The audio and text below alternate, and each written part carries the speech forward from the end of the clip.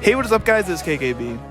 With the flips at Talladega last weekend, it made me realize I hadn't made a Barrell Rolls video yet, so I decided to make one for this week's video. As always, feel free to leave suggestions down in the comment section down below, and I hope you guys enjoy the video. Rusty gets out of the way now, Cotton Petty.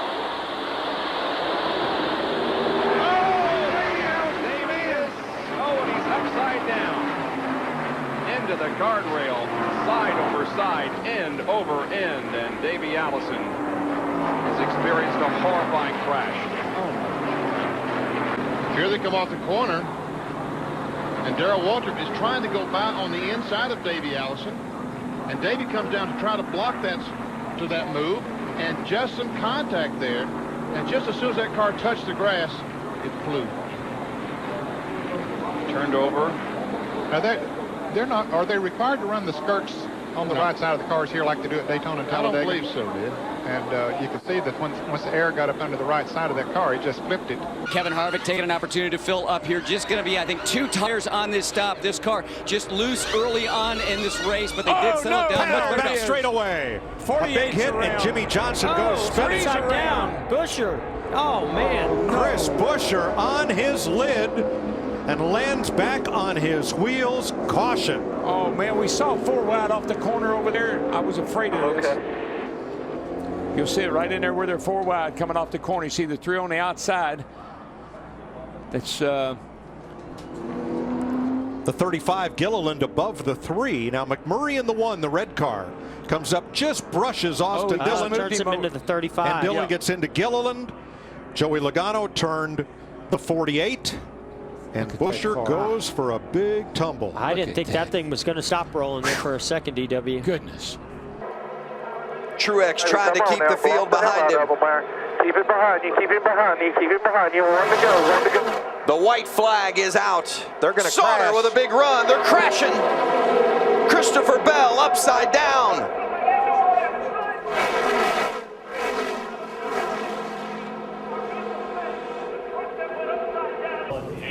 Very fortunate that these trucks are as safe as they are. Look at this truck just get out of control. Probably about the fastest part of this speedway, Phil, right out of the tri-oval. It just starts tumbling. That young man with his dirt racing background, I'm sure he's had many barrel rolls in his career, but none like that. Hey, wait a minute. If you're racing here, you should just go by Junior, and there's trouble again. 3 to go on the stage. My goodness. And a major hit for Dexter Stacy. Blaine Perkins with huge damage. He hit the end of the wall, Joey. Great when it kicks out like that. Oh, my. Debris everywhere. By the way, Dexter Stacy has also climbed from his race car. So this is Blaine Perkins. You see he's going to get hit. The car's going to catch the air, land right here on the roof, and here comes the barrel roll. Right when you get sideways like that, it starts to bite, and then off it goes. And at this point, you hope when it's up in the air that it doesn't land on the roof. Look at the parts and pieces just coming off that race car as it barrel rolls down the back straightaway. It's at 6-7 times I think I saw that car go around. Look at Jarrett in the green car. He jumped down the inside. It's putting him up into 3rd place. A while ago, we saw Jarrett and Earnhardt were capable of pull away a little bit. They're trying to bring it in. Trouble behind. Rusty Wallace is turning over. Rusty Wallace, 20 feet in the air, spinning, crashing. Well, I'll tell you, when they're running that close together and jockeying around position, you just know that things like this are going to happen. There's Jarrett. He gets in the line. The 66 car right behind Waltrip. Looked like they tapped. They touched right there, the 66. And then Rusty, he gets clipped right there, turns sideways, and we know what happened after that. The air gets out of the car. Yeah, it looked like the 66 and the 30. Got to look at Rusty's car, how high in the air. Real violent flips right here. A year ago, Morgan Shepherd led this race. He has led it today. He finished 13th. He said it was that win. Out of control goes Kenseth. Over on his roof. Get back on the wheels.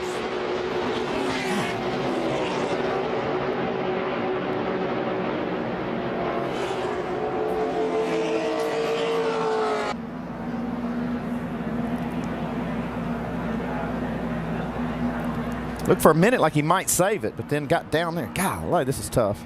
Yeah, and Matt really did a great job. If he goes up in front, he takes out 15 or 18 cars, so he did a great job of not creating that situation. Back up front, Mark Martin has picked up where he left off before. One car spinning, the car number 41. Johnny Benson, as a car takes a roll as it slid backwards. Apparently the air just picked the back end of it up and around and rolling over. Here they come back to the start-finish line. Here again is what happened. Well, it looks like he might have been tagged by a car, Jared. There was a pack of cars running together, and then it gets backwards, and you see the spoiler sticking up there. The air gets under it and lifts the back end up, and then it just starts rolling over in the grassed area on the backstretch here at the Michigan International Speedway. Fortunately, it does not get over into that guardrail, but that's a pretty serious-looking crash, but it lands on its wheels. Out of the second turn and down the backstretch. That's Waltrip and Alan Kulwicki leading this. Oh, look at Earnhardt got sideways. Somebody looked like made some contact. Uh-oh, we've got a problem. Contact here, for sure. Daryl Waltrip and Joe Rutten. Waltrip's car gets on his roof and over and over. Daryl Waltrip tumbling down the backstretch in what appears to be a very, very serious crash. That we see Daryl. He's down on the inside of Kulwicki. And Joe Ruttman right behind him. Now here comes Earnhardt. Looks like someone had tapped him. But, Kulwicki came down and touched Daryl. Threw him back into Ruttman. Ruttman gets in the side of him. And here's the road they hit. Yep. When he hits the road, it gets him airborne, and the car starts over. Of course, he was being pushed by the car number 75. That was just a circumstance. And Kurt Busch trying to move to the inside and take that spot away and take the lead away from Newman, but Newman will have nothing of it. No, got trouble getting into 3, guys. Joey Logano. Big crash. Oh, he's upside down. Over and over, Logano goes between 3 and 4. No.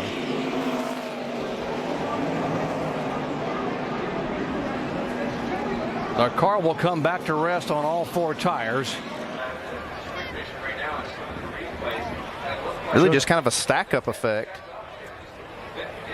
Like was one of them got on the brakes and kind of forced. Yeah, look at Tony Stewart just missing this crash. Man, here's where it really gets exciting. Man, we talked about that there's nowhere to go as you come off of these corners, and when something like this happens, you make a commitment, and you've got one opportunity really to miss this wreck. Oh, Suarez! Briscoe got him into the back of Suarez. And he gets pounded. Dang it. Oh, Buescher's upside down. I think he hooked a drain. The last thing you think is going to happen is that you're going to flip. That was the last thing he thought was going to happen. But I'm with Clinton. It almost appears that that impact from Suarez watch when it spins around right here. You see the right front. See it flip right over? There. Yeah. Dug in. Upper A-frame was broken. As soon as it rolled underneath the car, it dug in and sent that thing a flipping. Wow. What a ride. He implemented a specialized team, completely dedicated to restrictor plate racing. Less than a dozen people. Oh, and we've got trouble on the track, and it's Kyle Busch upside down. Big time crash. Kyle Busch goes upside down and rolls down across on his roof here on lap 26. Cars comes back over, and now side over side, barrel rolls. And comes to rest on its wheels. Yeah, you can't put any blame on anybody, I don't think, here. Although I think we do see a little contact between the 33 and the 5. But when he pulls out there, that car is automatically going to start coming back a little bit because he's come out against a brick wall of wind right there. Even though he's got to run, that car automatically slows down when he pulls out there until he starts getting that help. Look at McMurray. He has a big run down. Oh, we got one spinning. And it's McMurray. Got it. Man, that thing is flipping, rolling. That car is junk. You got that right. Well, I just hope he's for okay. a ride right there. He had been incredibly fast. He got a huge run off turn 2, caught a pack of cars, made a quick move. Watch this car now. It's just gonna turn all by itself right there. Oh, the left rear. The left rear tire. Yeah.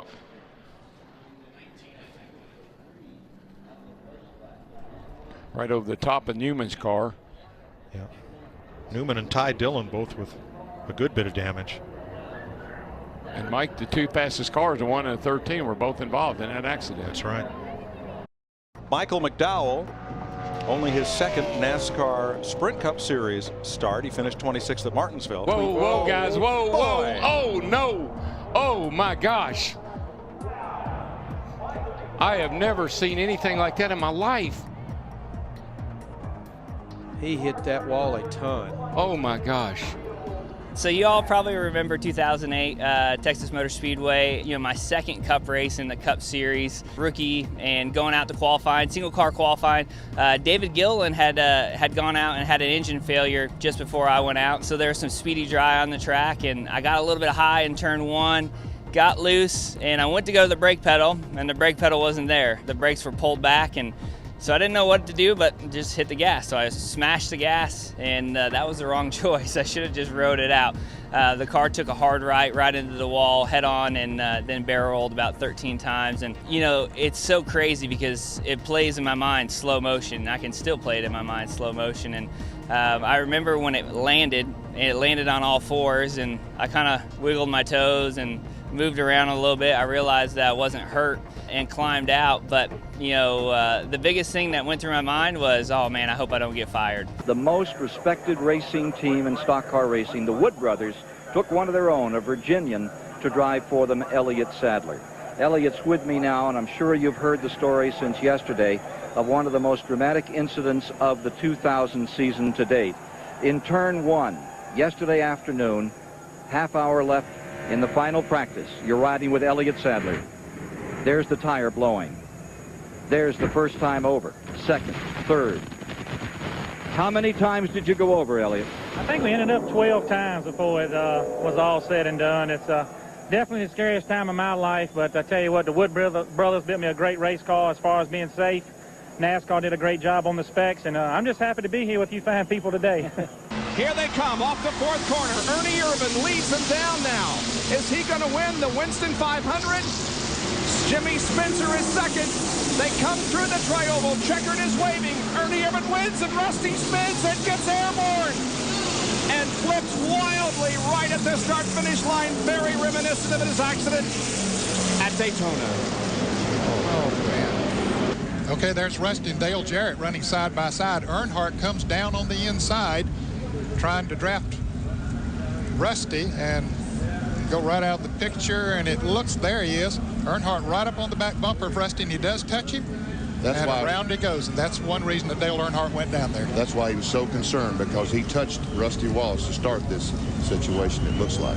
And the car overturns about 6 or 7 times, pirouetting on its nose, end over end, side over side, comes to a rest on its wheels. You're Michael Waltrip. You can't like seeing this, because one of those two lines of cars behind you is going to start to move, and you have to guess which one. Well, that's why he's doing what he's doing. He's just mirror driving all over the racetrack. Uh-oh, oh, trouble! Elliot Sadler over once and a half and on his roof. Now the car tumbling hard onto the pavement in turn 3. Caution is out. A terrible crash. Hey, okay, man. Okay, guys, back it down, back it down. We're not racing.